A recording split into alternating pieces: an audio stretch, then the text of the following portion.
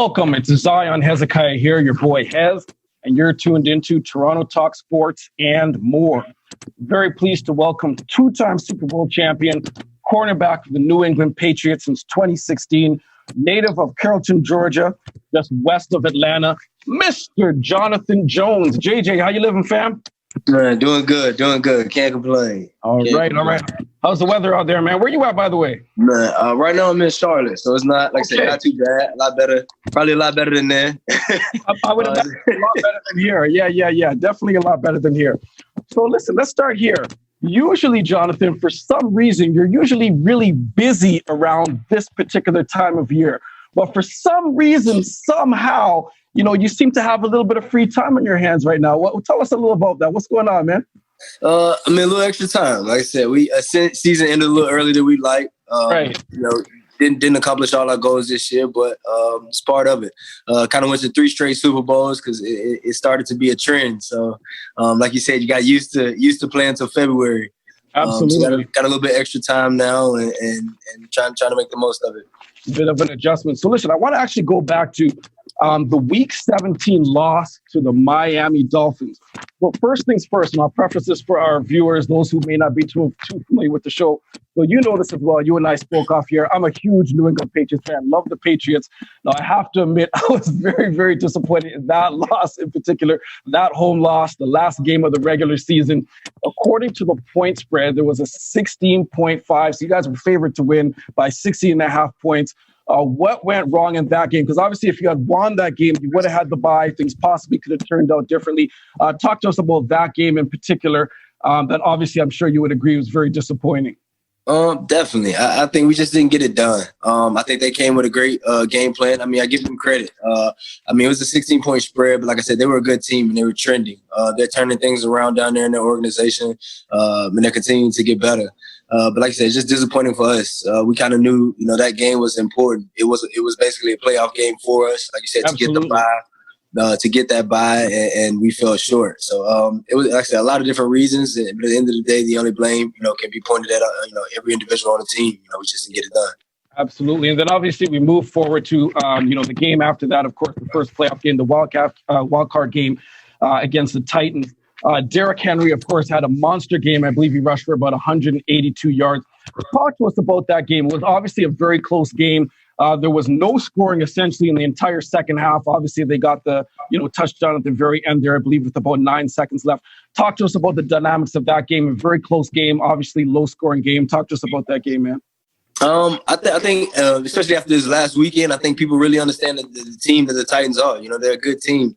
Oh, yeah. I think it starts with the leadership they have, with Mike Vrabel as their coach.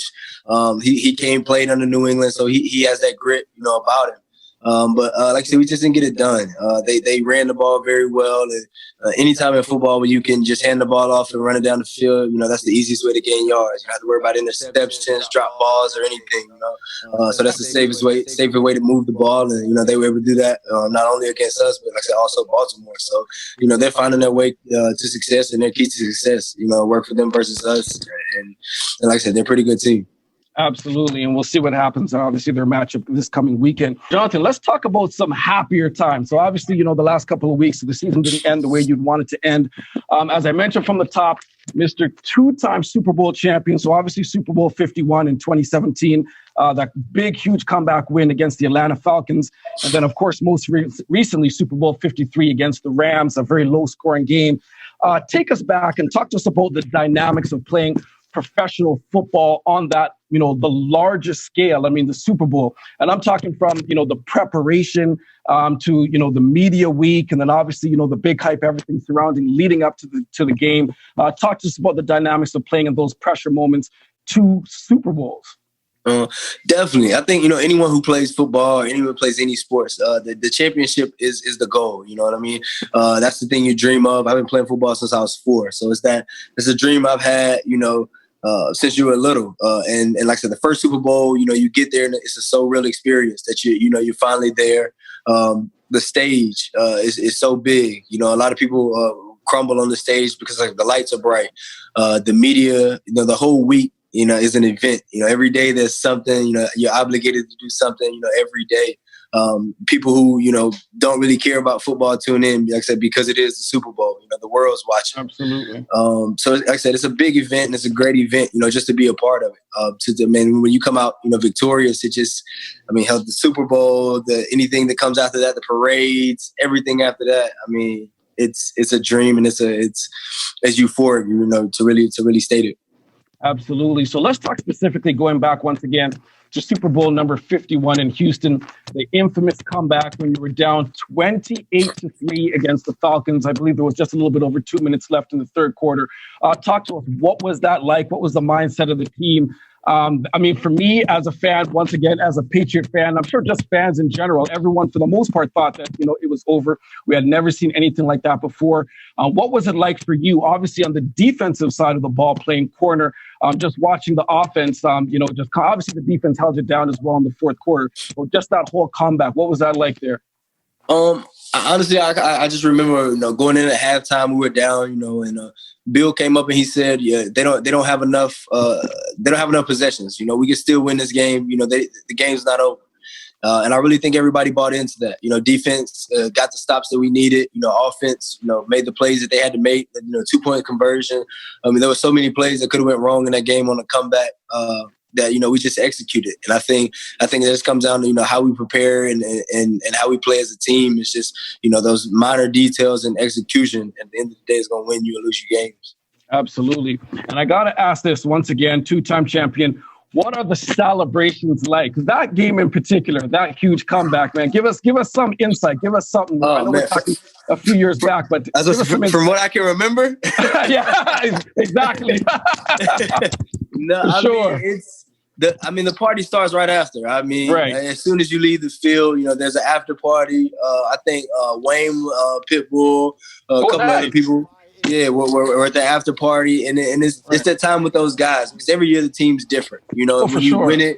When you win it, that's the time to celebrate with those guys who, like I said, you've been with since the spring. You put in so much time, separated time from your own family. Just to dedicate time to the game. So that celebration, that's it. Like I said, that celebration in the end is just. It's crazy. Like I said, you start with the after party. That's crazy. And then as soon as you get back home, you get back to Foxborough. That's people lined up around the stadium, just to show you their appreciation, for the season that you've given them. And in the parade, that's like that on top of itself is crazy. You got people standing in buildings all along. You think Boston be tired of Super Bowl parades, but oh boy, yeah, Boston, like I said, Boston seems to have a lot of celebrations. Very, very good sports franchises, great sports teams in Boston. That's it. Like I said, the expectations are so high. From the Red Sox to the Celtics to the Bruins, there's just so many expectations in the whole city. So, like I said, you think they'd be tired of celebration parades, but like I said, they turn out every year, and each one just gets better. Absolutely. Now, listen, take us back to Super Bowl 53. So obviously the most recent Super Bowl against the Rams, one of the best defensive performances in the history of Super Bowls, holding, a team like, the Rams to 3 points. You were a huge part of that. If I remember correctly, obviously you do, for the most part, play corner. You were switched to safety in that game, were you not? Yeah, first time I ever played safety. Exactly. And if my numbers are correct, I do believe you had 8 tackles. You had a sack in that game as well. Yeah, man. Yeah, it was, like I said, a good game. Like I said, just coaches came to me, asked me, how I felt about, playing corner. Playing safety, moving from corner to playing safety, to help the team. And it was something that I was down for. Like I said, anything that we can do as a switch up. I think we had a great game plan to go in and stop their offense. And like I said, to hold a team like that who've been putting up, tremendous numbers throughout the season, on multiple defenses, to hold them to 3 points, it was. Like I said, that's one of the greatest defensive performances in the Super Bowl. Absolutely. Period. Total dominance. Listen, as we wind down a bit here, tell us and our audience about the Jonathan Jones Next Step Foundation. Tell us about your organization and perhaps how our viewers can, contribute in some way. Definitely. So I started my nonprofit as something to help back and give back to the youth. Just understanding, the generation that comes after us is what's most important. We've kind of set our times. I've had my time. I'm continuing to go into it, but to just have the opportunity to pour into the youth. So from inner city youth to any youth, just to help them figure out their next step. Everyone needs a little help along the way. in any way that me and my organization can help, along the way, I feel, is important, whether it's not just sports, education. Everybody's not going to be an NFL football player. So like, that's not the goal. I think, for me, my goal is to help any youth be successful in any way possible. And any dreams they may have, like I said, just be an advocate and a tool for them to be able to use. And when was that launched, and where can our viewers, check out your website?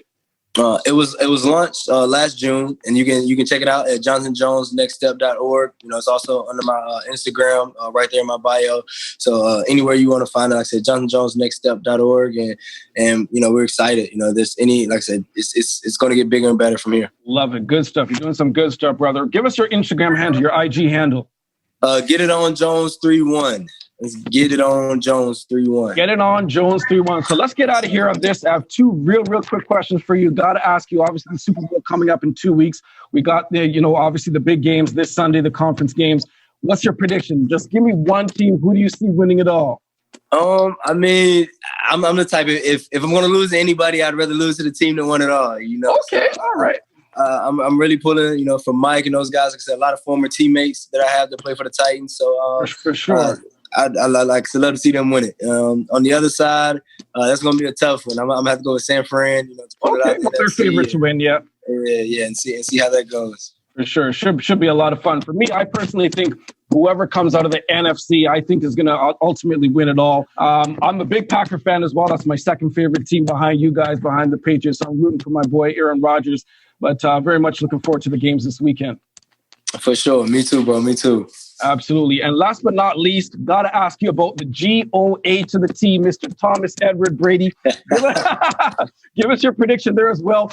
Where does Tom Brady? I know you probably don't have any insight on it. He's pretty tight-lipped. But what's your gut telling you? Where does he end up next year? Because he doesn't seem like he's going to retire. Where do you think he ends up, man? Like you said, I don't think he wants to retire. I think he definitely has, a lot of ball left in him that he wants to play, and he's a competitor. I'd love to have him back in New England. I'm there, so that's what I'm pulling for, and I'm gonna leave it at that. All right. Tom knows where home's at. For sure, we'll keep it there and stay tuned. So, Jonathan, once again, thank you so much for joining us. Really appreciate your time. Enjoy the off season and all the best with your career and everything else that you're doing, man. Oh man, appreciate y'all for having me. Absolutely, thanks, brother. Thank you.